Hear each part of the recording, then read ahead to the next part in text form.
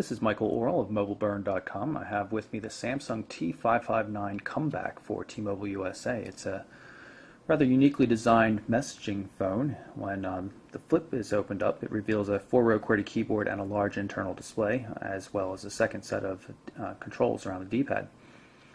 On the outside of the device, a standard 12-key alphanumeric keypad and a D-pad. There's a square passive matrix OLED display. In spite of the fact that it's an OLED display, it's not very impressive. It just lacks the oomph that you find on an AMOLED display. Left-hand edge here we have volume controls and a proprietary Samsung connector port for headsets, USB connectivity, and power. On the right side you can see the hinge, including the two soft keys that are normally used when the device is opened up. On the back there's a 2-megapixel camera, speaker grill right here as well. Not too much to be found on the top, and not too much on the bottom either. Keys on the external keypad have a rather nice feel, and they're laid out very conventionally. It's just like you would expect. The main menu shows a subset of commands. Say we go into messaging here, you can see a number of the items like email are grayed out and you can't be accessed unless you open up the device. When you open up the device, of course, you have access to full range of features on the phone. In terms of physical design of the keyboard, it's a little odd, but it seems to work pretty well. You've got 4 rows, so the keys are lined up appropriately. Little shortcut buttons like www and .com and stuff like that. @ symbols, very easy to get to, as is the period. Alt key for accessing numbers and symbols. D-pad has a nice feel to it. Call, send, and end right here. Back button, camera button, and a messaging button. You can set that to be whatever messaging related function you wish. Have it set to going to the email mailbox. But again, not real fond of these two soft keys here. They should line up better with the on-screen labels that they represent. But feel the keyboard is quite good. So it's kind of Sidekick-like. It lacks the user interface, of course, but it does have that kind of Sidekick feel to it. The home screen of the device shows a number of shortcuts to commonly used features like the web browser or your SMS inbox. To access the main menu, you have to hit the left soft key, which is a little bit annoying. It's an odd placement, so it's just not really intuitive for bringing up the main menu, which is something you're going to be accessing a lot. Carousel of icons here for accessing items. Here's the messaging inbox. No threaded SMS.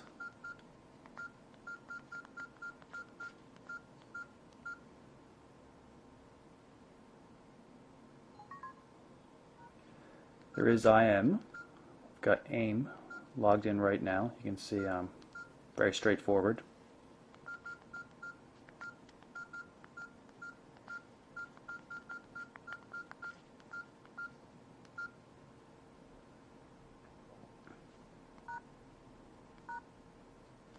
The Comeback does support email. I have a Gmail account already configured. You can set up AIM, AOL, Yahoo Mail, and then there are a number of other service providers. Quite honestly, though, we've had great difficulty getting Gmail to work. It seems to be logged in properly, but we never pick up any messages, and when we refresh the box, it says that it's been disconnected. So we're not sure what's going on there. I've got the mobile version of the MobileBurn web page pulled up. See, it works reasonably well. Instead of controlling zooming, the volume controls on the phone actually control page up and page down functionality.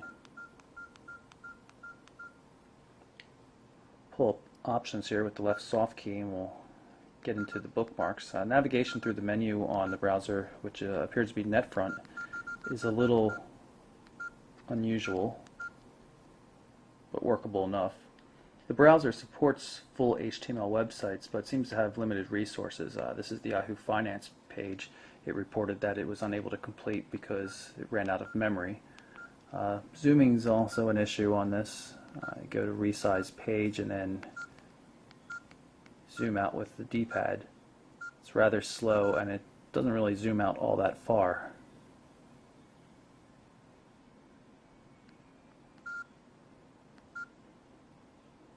So, I mean, it's a reasonably capable browser, but it's not going to set the world on fire. The Samsung Comeback includes a copy of Telenav's GPS navigation system.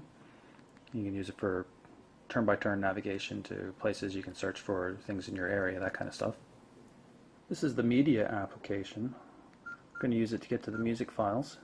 It's a bit of an oddball system, how it works, but it does, once you get in there, can actually play music quite well. Access to the library and sorted music just like you'd expect. Plays in the background, and if you hit the call end key here a second time, it'll give you the option to cancel the application. I'm going to pull up the camera application just so you can see how it works. Here's the menu, nicely organized, very easy to use. Take a picture just by pressing the camera button or the OK button.